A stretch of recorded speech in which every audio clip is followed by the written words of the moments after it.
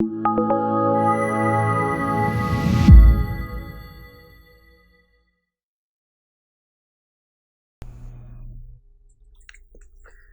this final example, we are going to use the create account and delegate script.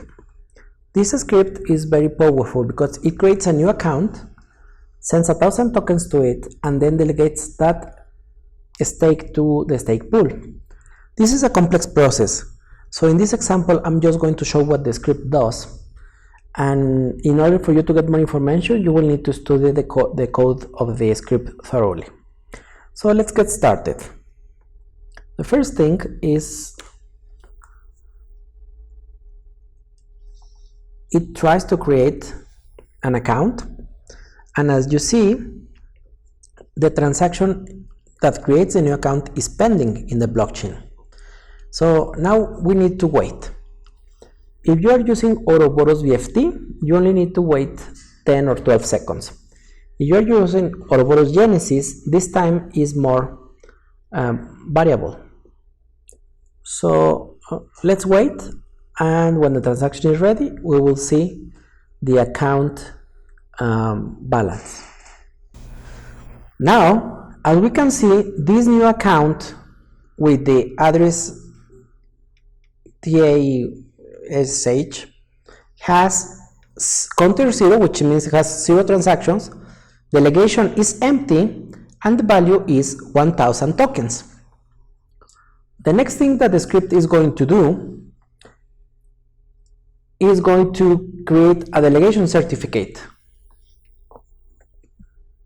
and delegate these 1,000 tokens as a stake. So, as you can see here, we have created a certificate and now create a transaction and sign it.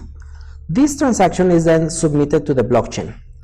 As usual, now the transaction is in status pending. So now, once the certificate is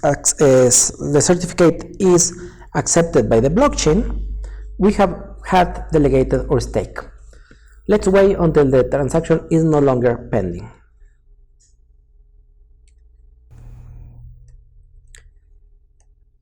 Now that the transaction has passed, we can check the account. Let's look at it. You can see now that the counter is 1. The delegation has the delegation ID binary codes, and the value now is 990.